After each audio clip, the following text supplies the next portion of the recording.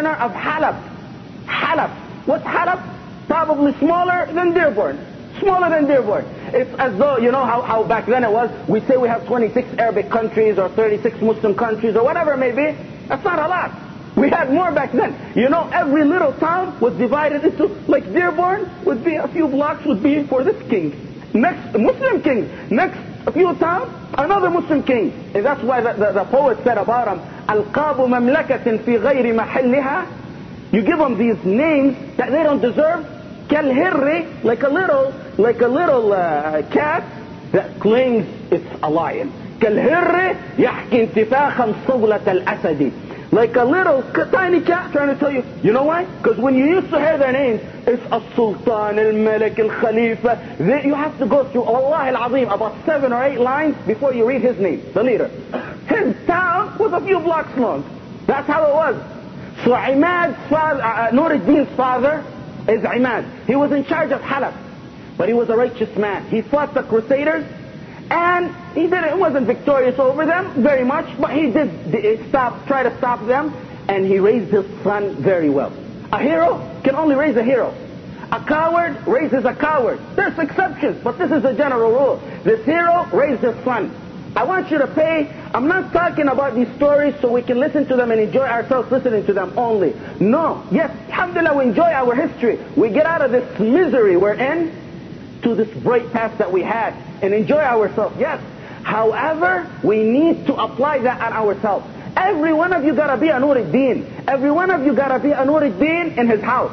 Everyone gotta be a Nuriddeen in his community. Everyone gotta be a Nuriddeen to raise the flag of La ilaha illallah on this earth. That's what that's what you were brought on this earth for. We weren't brought on this earth to make them cars or be engineers. Although education is very good and necessary, but that's not our purpose in life. Our purpose in life is to spread the word of La ilaha illallah throughout this globe.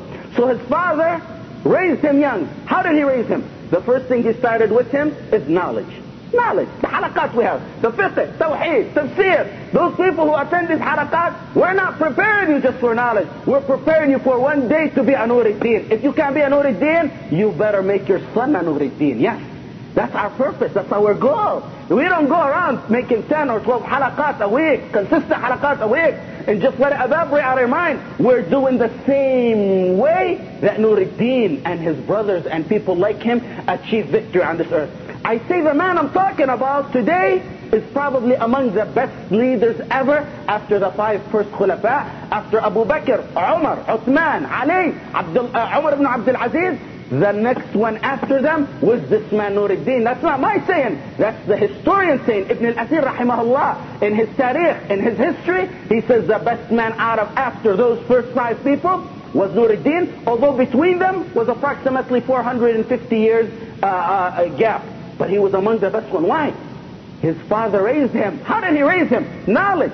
Quran. He starts out with Quran. Tafsir. Tawheed. Aqidah. Everything. Until he made him love knowledge. Not only love knowledge, but love sunnah. This hero, when he took power after, who killed his father was some of his slaves betrayed his father. Now the Crusaders. See, the hypocrites always are a problem in this ummah. He fought the Crusaders. They never harmed him. The ones who harmed him are his own slaves. His own slaves killed him. So who takes the leadership now back then? His son, Nuriddeen, the one we're talking about. He takes leadership, but he has knowledge in his mind. You know what the first thing he does?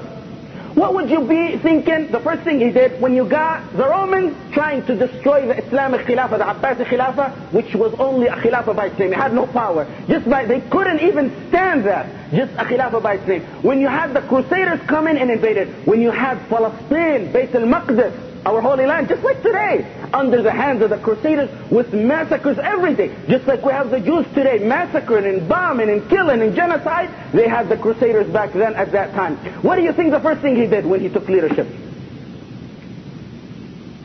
Well, I would think he'd have to Palestine. That's what I think. But you know what one of the first things he did? Was a stab to those Shia. The first thing he said, no more hayya ala khair al-amal. They say hayya ala khair al-amal in their prayer. He said that's abolished. Number one. This minor, Yeah, Nuriddeen, you guys are massacre the people. No, everything is important in Islam. That's why his teachers taught us. There's nothing that's less important than others. Yes, sometimes you may have priorities, but as soon as he took leadership, he said, Hayya ala salah, hayya ala al-falah, hayya ala khair al-amal, goes away. He loved the sunnah. He loved the sunnah. These minor things, he took them into consideration. That's what his teachers taught him. Not only that, you know what else he did? After, never would you ever see him in his groups of people except with hadith, Quran, seerah, anything good in his discussion. That's all he would have in his, when his colleagues would meet together, all he would have is words of knowledge. No wasting of time, no gossip, no backbiting. You know, one time they told him a hadith of the Prophet Muhammad ﷺ. And at the end of this hadith, the Prophet ﷺ smiled. At the end of the hadith, the Prophet ﷺ smiled.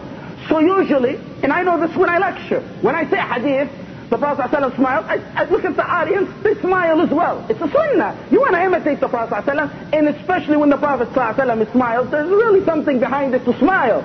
And it's sunnah. And he's staying there with a frown. Nuriddeen, why aren't you smiling? You follow the sunnah precisely. How come you're not smiling? This young boy who lived, you know how he lived? 58 years. 58 years, his life. Wallah, our fathers and grandfathers lived more than this. In 80 now, in 90, they can't do not 1%, even 0.001% of what this man do. Why can't you smile?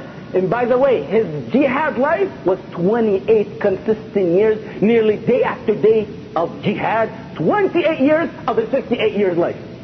He was born in 511, he died in 569 after the death of the Prophet Muhammad ﷺ. Why aren't you smiling, Nuriddeen? You know why he's not smiling? The worry of the ummah out there, they're being attacked. The Muslims are being attacked. How can I smile? How can I smile when the ummah is being annihilated and killed? I'm afraid Allah will ask me about that on the judgment day. They know, you know, among the story, is how much he loved the sunnah. Meaning when he didn't smile, he shocked everyone. The second thing, is his worry is over the ummah. His mind is not with him. In fact, they said he rarely ever smiled throughout his life. How can he smile? How can we smile, wallahi al-azim, when the massacres of the ummah is going on like it is going on today? Every day you hear houses being bombed in Palestine with the people in them. Every day. Wallah, I was reading a letter. Yes, I think it was today or yesterday, where your Chechenian brothers are sending a letter. You guys are in winter. Look at you, all of you wearing jackets. You put your jackets over there. You wear socks. You close the door real quick when you come in. It's cold and we have the heat. Imagine your brothers who have none of that. They said, socks, a jacket. Wallahi, they're begging. They're begging. They don't have none of that. And how could we smile? How could we happy when this is our brothers? Nuriddeen, it was instilled in his heart. How could I do that? How could I smile when my brother's over there with nothing to cover his shoes or cover his body, or the sky is the ceiling? How could I do that? So Nuriddeen refused to smile. You know how strict he was in sunnah? You say this hero that I'm going to tell you what he did. This hero, he heard that the Prophet ﷺ used to put his sword in a unique way, around his chest and around his stomach. In a unique way that they used to do back then. The way he used to do it, and his army used to do it, was different. He heard it in a discussion in his house. Who said it's a sunnah? It's a sunnah of aada. If you want to imitate the Prophet because you love him, you get ajr for that. But it's not a sunnah, of ibadah. So, as soon as he heard the hadith, he changed his sword on the spot in order the whole army. All the army, change your sword. You see that little tiny sunnah?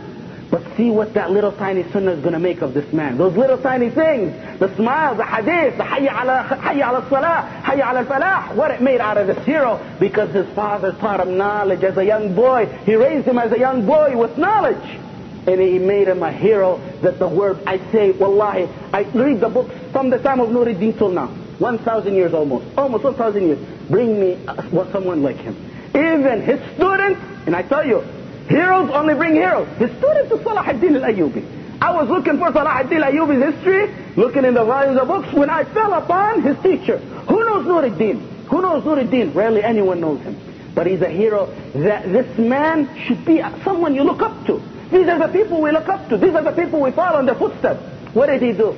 Let's talk about his heroism. How heroic he was. He used to go as a leader. As a leader, you don't have to fight. And usually leaders don't fight. They're commanders. They direct and they set. No, when it was his turn, he was in the front lines of the battlefield every single time. Every single battlefield, he was in the front lines of it. Not only that, when his father taught him knowledge, he didn't just teach him knowledge. You know what he taught him with knowledge? Physical strength. He was so physically strong that he takes the size of two. If they take 2 bags on their back, 2 bags, he'd carry 4. They carry 4, he carry 8. He carries the double of a normal person, and he's the leader. He doesn't have to. When they told him, you know, they found him crying one time. Nuriddeen, why are you crying? He said, they attempted to kill me so many times and they couldn't kill me. He's crying. Why are you crying? So, yeah, that's good.